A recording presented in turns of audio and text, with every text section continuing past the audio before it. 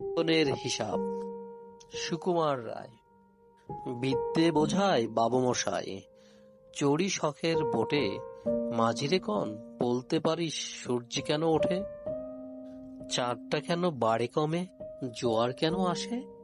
বৃদ্ধ মাঝি অবাক হয়ে ফেল ফেলিয়ে হাসে।